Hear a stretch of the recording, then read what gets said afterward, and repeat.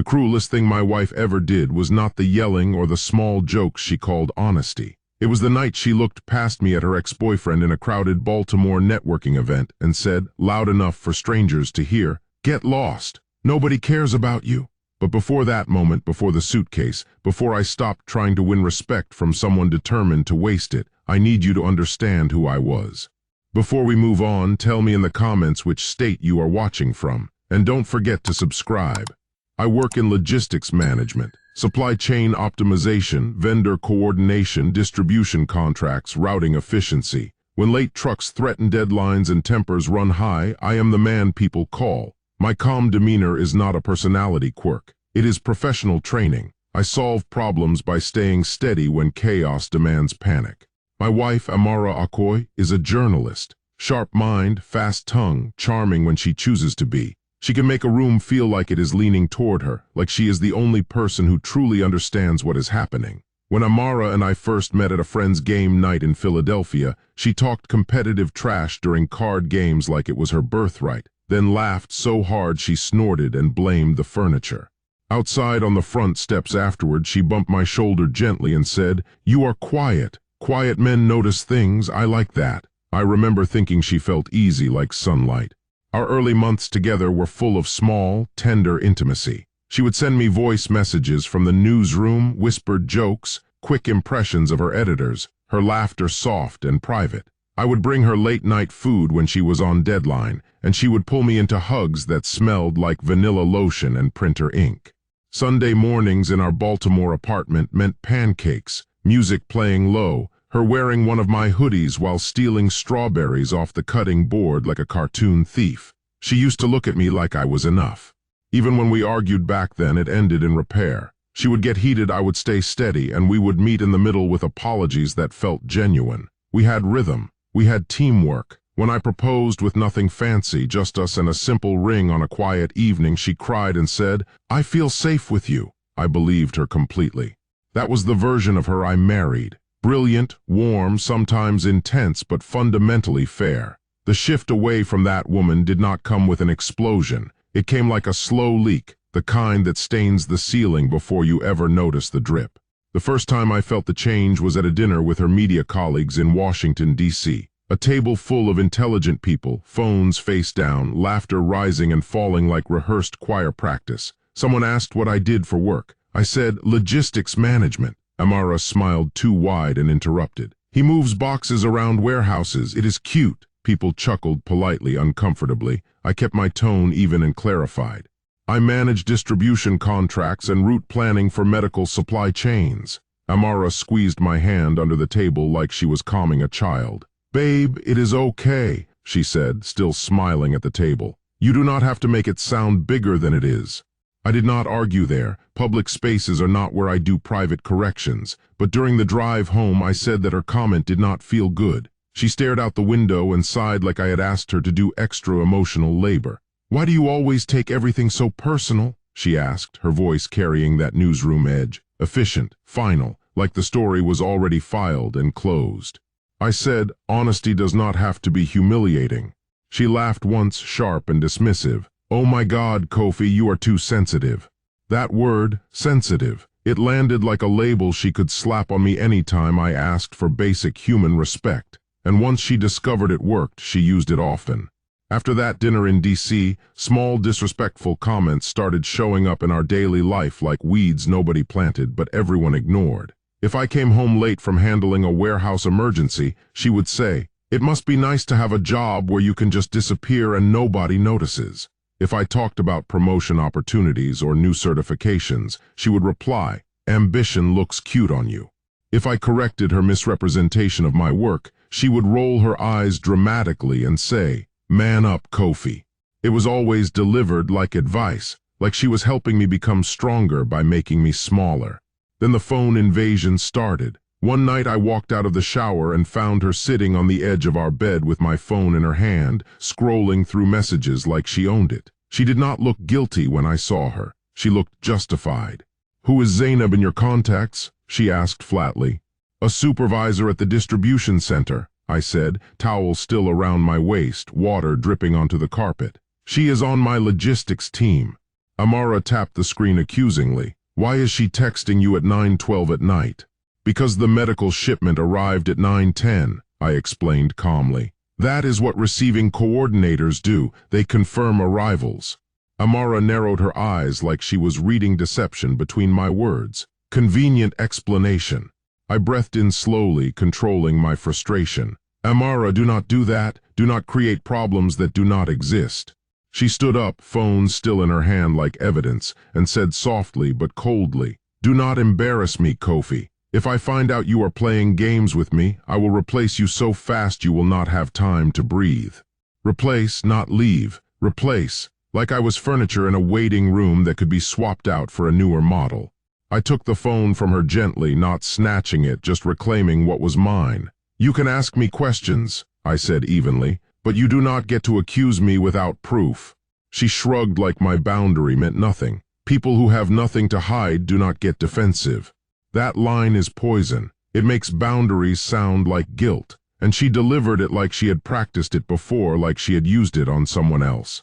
For a while, I tried fixing things with more transparency because I thought reassurance was the bridge back to mutual respect. I would mention where I was going, who I would be with, what time I would be home. It did not make her calmer. It made her feel more entitled to my every movement. One night I got stuck handling a cross-dock logistics issue, and my phone location lagged near the inner harbor because of poor signal. When I walked into our apartment, she was waiting by the kitchen island with her arms folded like a prosecutor. So, she said coldly, who are you with tonight? I blinked, genuinely confused. What are you talking about? Do not play dumb with me, she snapped. Your location was turned off. You were near the waterfront. I did not raise my voice. I opened my work laptop, pulled up the facility gate entry logs, and showed her the time stamps proving I was inside the warehouse during that exact window. I even showed her a photo my coworker had taken of our team meeting board, my reflection accidentally caught in the background like unintentional proof. She looked at the evidence for exactly 2 seconds and did not say sorry. She just sighed like I had inconvenienced her. Okay, fine, but you could have communicated better. I stared at her, waiting for the apology that should have been automatic. She did not offer one. She just moved past the moment like it was normal, like falsely accusing your husband and then refusing to apologize was standard relationship maintenance. That was the second time I felt something important shift inside our marriage. When someone will not apologize after being proven wrong, it is because they do not think your hurt deserves repair. Around this same time, her ex-boyfriend started appearing in our conversations the way an unwanted song gets stuck in your head. At first it sounded harmless, like casual trivia. Chitty thinks this neighborhood is overrated. Chitty says your industry is about to get automated. Chitty says men like you get too comfortable. Each time she said his name, she watched my face closely, measuring whether it landed, whether it hurt. If I stayed neutral, she would push harder. I met Chitty Nkrumah once early in our relationship when Amara said they had ended their previous relationship maturely and remained friendly. He showed up to a Sunday brunch gathering in Fells Point wearing a grin that never reached his eyes. He shook my hand too long, then said with fake warmth, "So you are the steady guy everyone talks about." Amara laughed like it was charming instead of condescending. I kept my expression polite and let it go. I did not want to be the insecure man threatened by a ghost from her past. But Chitty was not a ghost. Amara kept feeding him air, kept giving him space in our marriage like he was a third silent participant. The disrespect was not only happening in private anymore. It started leaking into public spaces, small enough that you would question your own reality, wonder if you were overreacting. At a family cookout in Prince George's County, my aunt asked about my career progress. I talked about optimizing cold chain distribution routes for a major pharmaceutical client, explaining how temperature-sensitive medications require precision logistics. Amara interrupted with a bright smile. He is basically a professional GPS system for boxes. People laughed. I smiled too, thin and controlled, because what else do you do when your wife humiliates you in front of family? Later in the car, I said calmly, "Why do you do that? Why do you make my work sound insignificant?" She shrugged like it was nothing. "It is not that deep, Kofi." When I tried to explain that it felt like deliberate undermining, she rolled her eyes dramatically. "You are always trying to be the victim," she said sharply. "You are a man, Kofi, act like one." There it was again, that phrase. Like manhood meant swallowing disrespect with a straight face and calling it strength. I said quietly, "Being a man does not mean being your emotional punching bag." She smirked, "You are being dramatic." The more I calmly pushed back against her disrespect, the more she sharpened her language during conflicts. If I asked for a basic apology, she would sigh heavily and say, "Here we go again." If I said I did not appreciate being compared to her ex-boyfriend, she would call me insecure. If I did not match her aggressive energy during arguments, she would call me emotionally cold. One evening after a 14-hour shift managing a supply chain crisis, I came home exhausted. She immediately tried starting an argument about something trivial. I said I was too tired to argue tonight. She laughed bitterly and said, "Of course you are tired. That job drains the life out of you. You have no energy for anything important."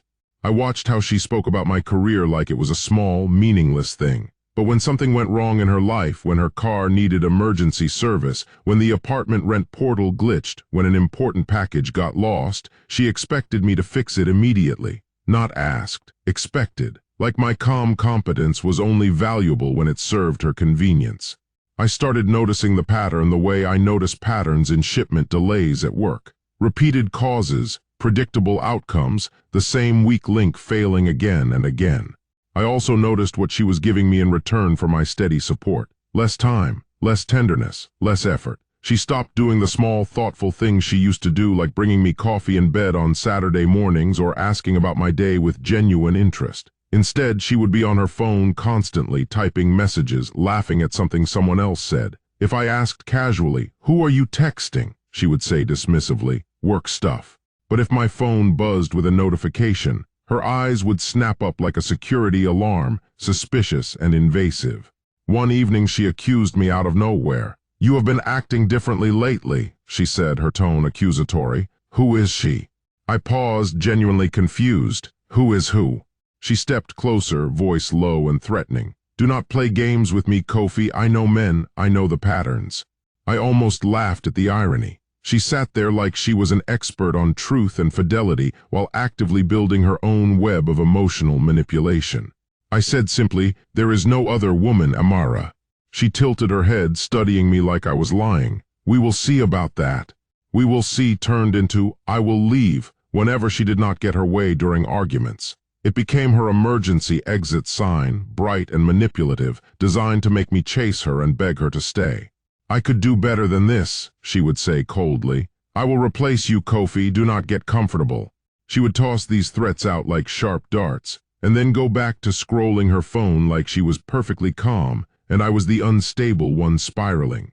The first few times she threatened to leave, I tried reassuring her, tried proving my loyalty and commitment. After a while, I stopped responding to the threats entirely. I do not negotiate love with manipulation tactics. The moment I stopped chasing her during her fake exit threats, she started escalating in different ways. She began bringing up Chitty during every argument like his name was a weapon designed specifically to bruise my self-worth. Chitty never got this defensive over small things. Chitty would have handled this situation smoother. Chitty understood how to communicate like an adult. One night after she compared me to him for the third time that week, I finally said directly, "Why is your ex-boyfriend always present in our marriage?" Amara did not flinch. She looked up from her laptop with cold eyes and said, "Because he was not insecure like you are." That sentence stayed lodged in my chest for days afterward, not because it was true, but because it revealed something essential about how she saw me. She needed me to be an insecure villain in her personal narrative to justify treating me cruelly while feeling righteous about it. It gave her permission to disrespect me repeatedly while believing she was the reasonable one. It also told me something else critical. She did not see me as a partner anymore. She saw me as a role to fill, supportive husband, steady income source, quiet backbone holding everything together until I asked for respect. Then I became an inconvenience, an obstacle to her comfort. I started going quiet in a different way after that realization. Not hurt quiet, strategic quiet. At work, when a vendor keeps missing delivery deadlines repeatedly, you do not keep yelling at them hoping they will change. You document the failures, you reroute shipments through reliable channels, you protect the supply chain from further damage. At home, I started observing carefully instead of pleading emotionally. I noticed which household bills were in my name exclusively, which bank accounts were shared versus separate, which subscription services were on my auto pay.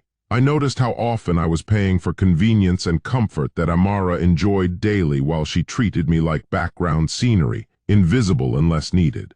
I also noticed how carefully she curated her public image of our marriage. In public settings, she would touch my arm affectionately, laugh at my jokes, post flattering photos of us together on social media. In private, she would dismiss my feelings with a smirk and treat my boundaries like unreasonable demands. The split between her public performance and private cruelty was so clean and practiced, it felt rehearsed. And when someone can split their behavior that cleanly between public and private, it is not accidental. It is a deliberate system. She enjoyed the social benefits of being happily married without the emotional discipline of actually honoring her marriage vows. She wanted the status, the financial stability, the reliable support, but she did not want to give respect in return. The financial imbalance became impossible to ignore. My salary covered 70% of our household expenses. Rent, utilities, car insurance, groceries, streaming services, her gym membership, weekend brunches she insisted on attending. I paid consistently while she contributed sporadically and complained constantly about her own career not paying enough. Yet she spoke about my work like it was beneath her, like logistics management was manual labor for people without ambition.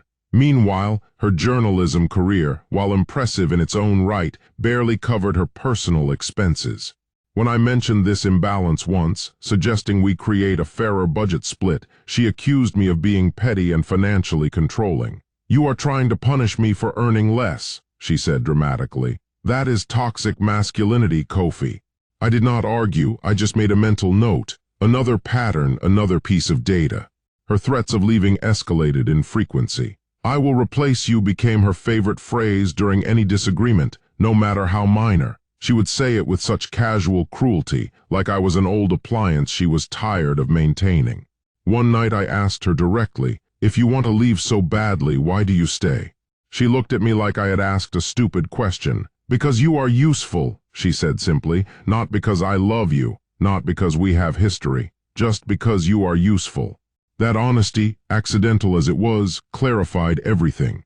I stopped trying to win her respect after that conversation. You cannot earn respect from someone who views you as a resource to extract value from rather than a human being deserving of dignity. I started preparing quietly instead. The night of the networking mixer arrived like any other event on Amara's professional calendar. Something to attend, somewhere to be seen, another opportunity to expand her media connections. It was held at a small waterfront venue near Baltimore's Inner Harbor. Bright overhead lights, floor-to-ceiling glass walls, people talking loudly about personal brands and social impact while holding craft cocktails. Amara looked stunning that evening and she knew it. She kissed my cheek before we walked inside and said sweetly, "Stay close tonight. You are my calm in these chaotic networking spaces." I remember thinking bitterly, if only you treated me like you actually meant that.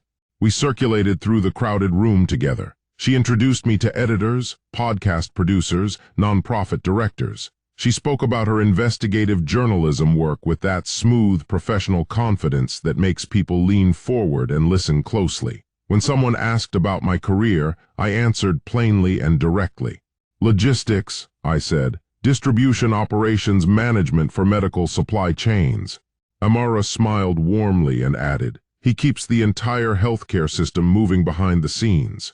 For one brief second, I felt hope rising in my chest, like maybe we were finding our way back to mutual respect, like maybe tonight would be different. Then I saw Chidi Nkrumah across the room, walking toward us with that same fake smile I remembered from brunch 2 years ago. He approached like he belonged in our space, like he had every right to interrupt our conversation. His eyes went to Amara first, completely ignoring my presence, like I was not even worth acknowledging as a human being standing right there. "Amara," he said, voice smooth and familiar, "you look incredible tonight." Amara laughed, a real laugh, the genuine kind she used to give me years ago when we first started dating. She touched his arm lightly, playfully. "Chidi, stop flattering me."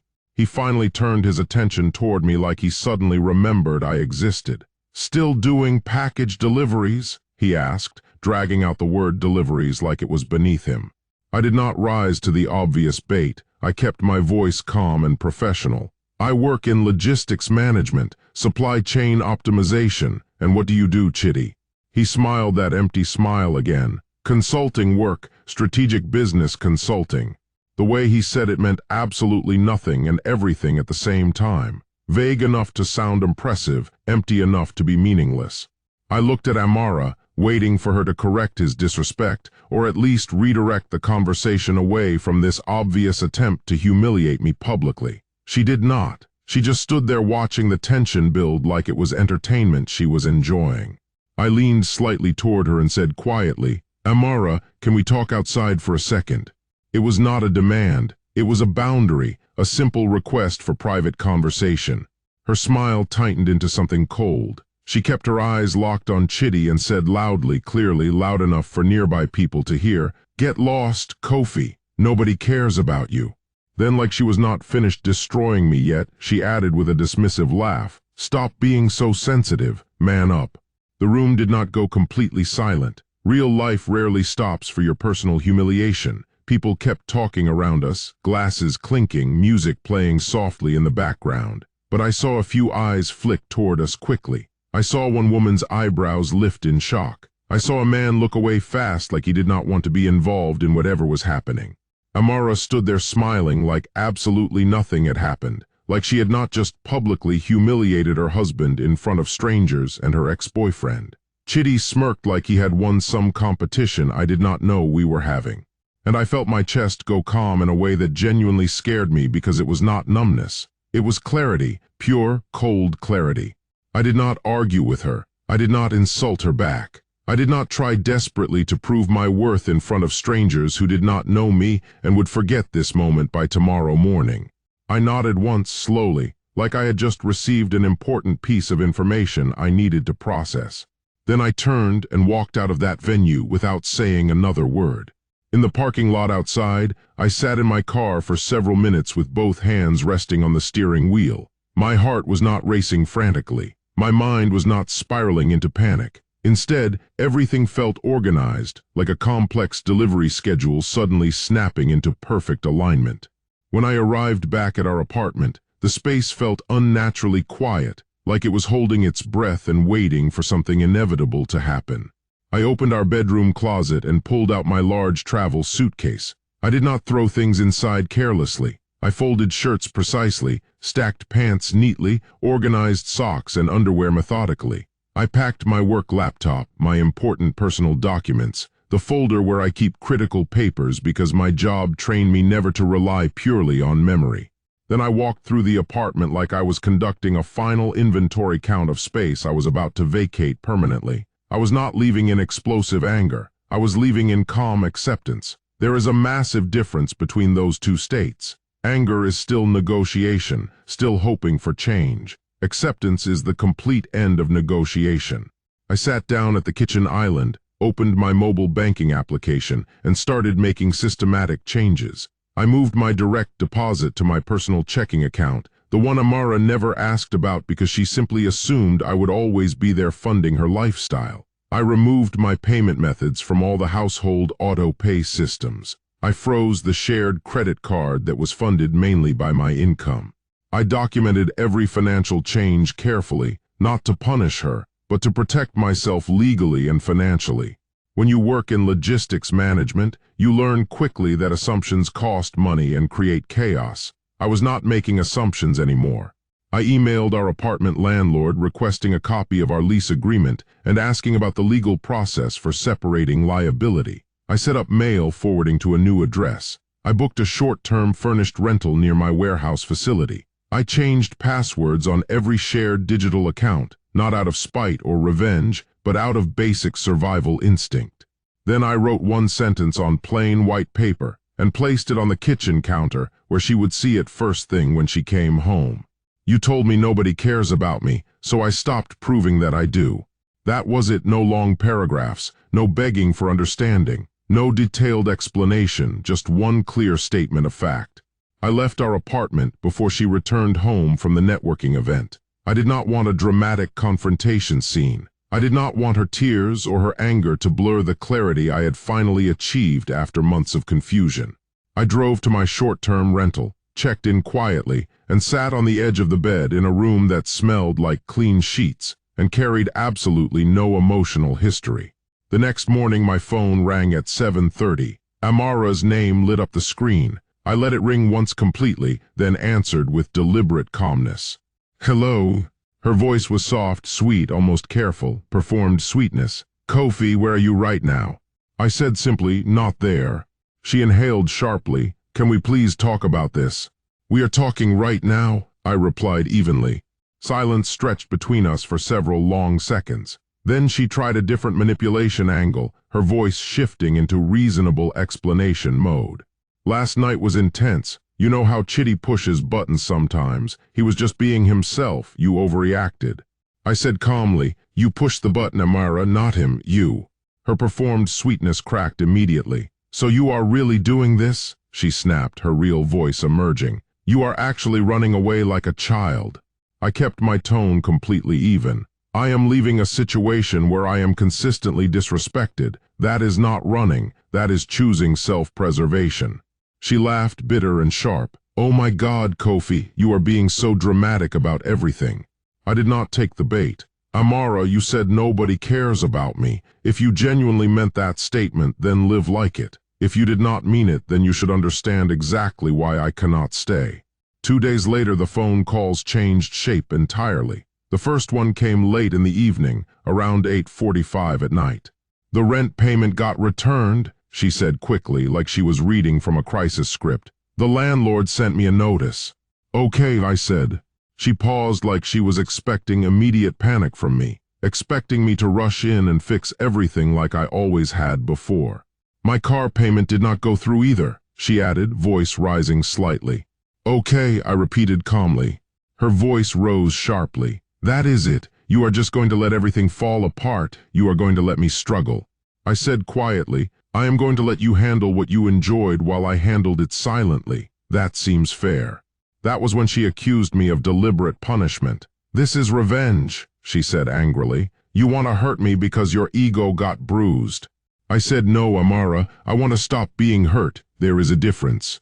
She scoffed loudly. "You could have just talked to me like an adult instead of running away and playing games."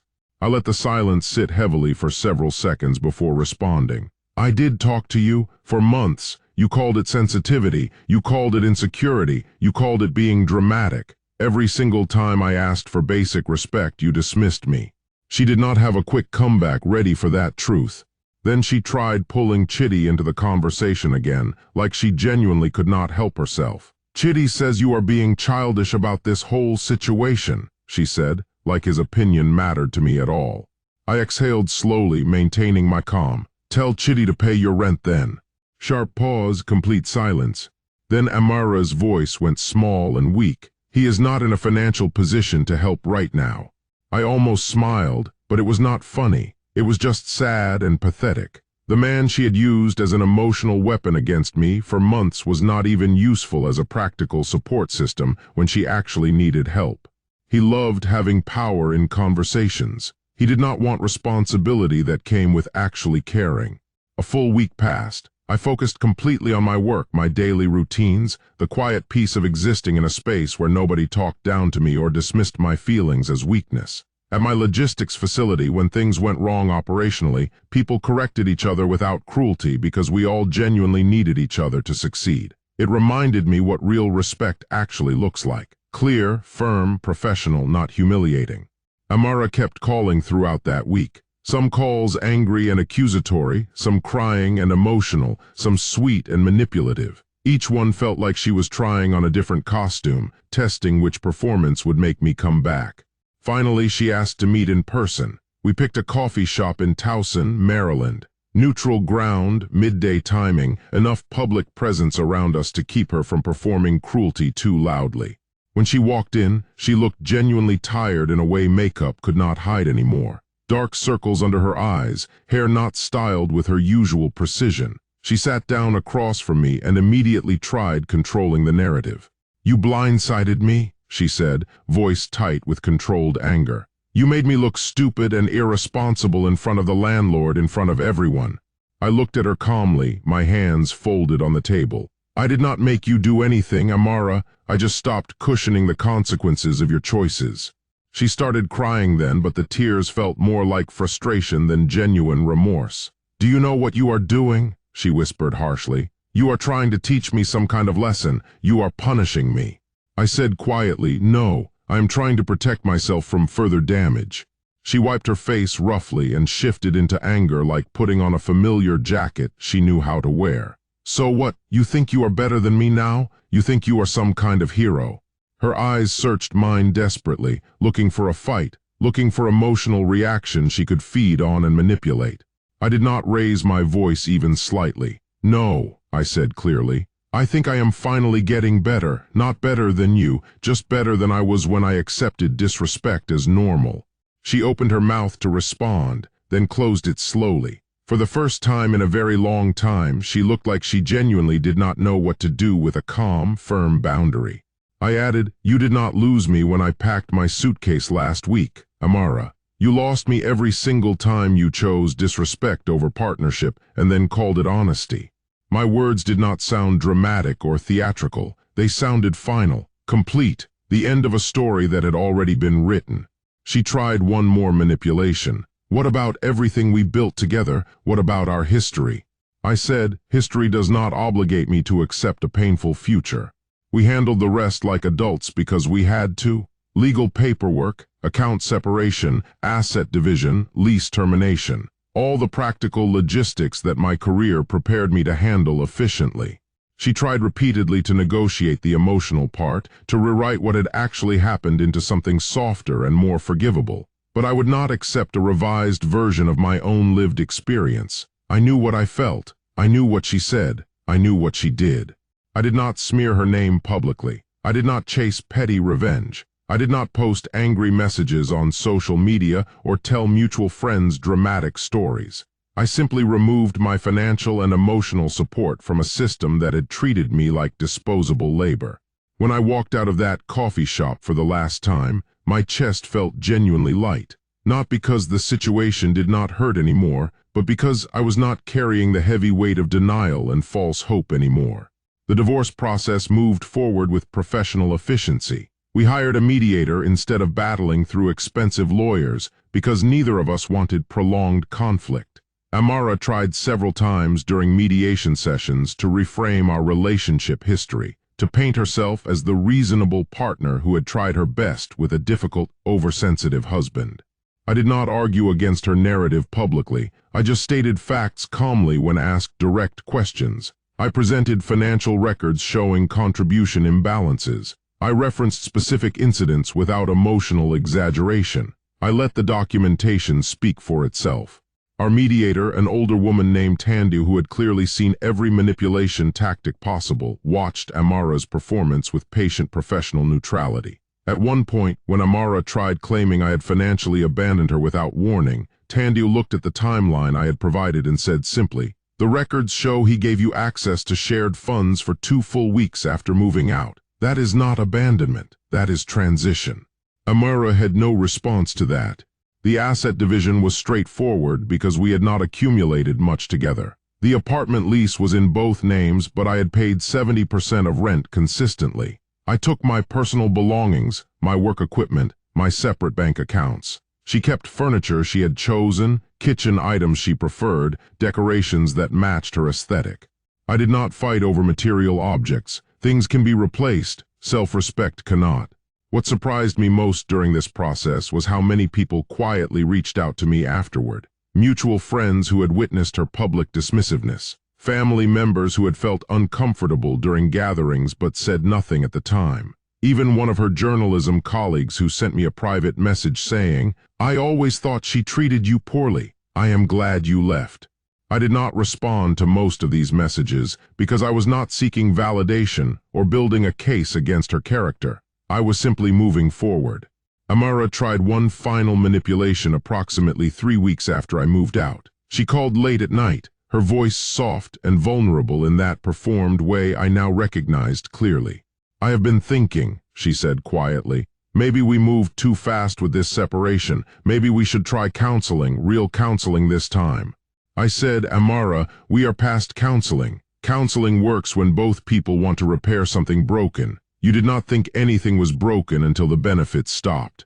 She was silent for a long moment. Then, "So that is it. Years together just end like this." I said, "Years together ended the night you told me nobody cared about me in front of strangers. Everything after that has just been paperwork." She hung up without responding. That was the last time we spoke directly. The legal divorce finalized 4 months later. Simple, clean, no dramatic courtroom battles.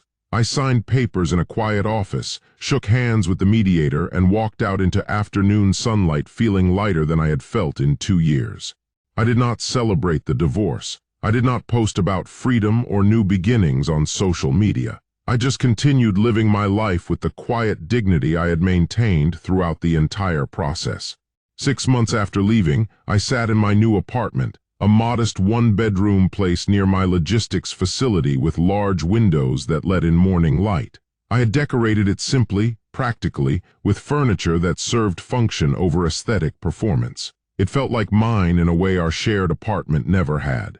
My work life improved significantly without constant emotional chaos draining my energy. I accepted a promotion to Regional Logistics Director, overseeing distribution operations across 3 states. The additional responsibility came with substantial salary increase and genuine respect from colleagues who valued competence over performance. I started exercising regularly again, something I had abandoned during the marriage when Amara would mock my gym routine as vanity.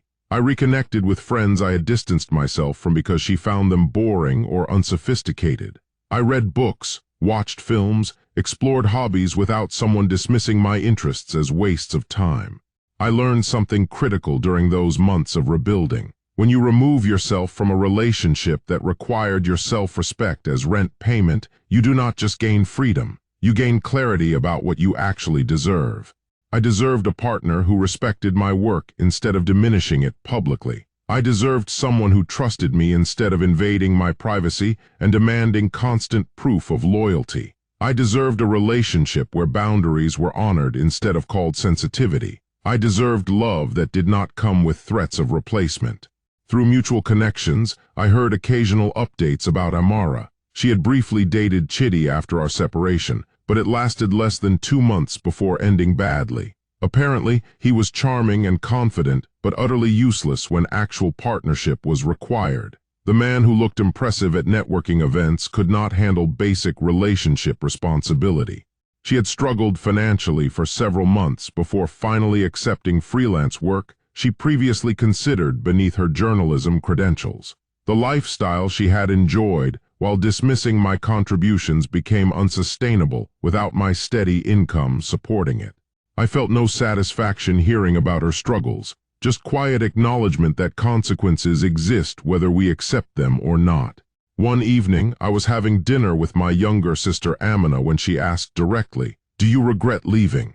I thought carefully before answering. "I regret staying as long as I did," I said. "I regret accepting disrespect because I thought love meant enduring mistreatment, but leaving? No, leaving saved me." She nodded slowly. A lot of people would not have had the strength to walk away that calmly.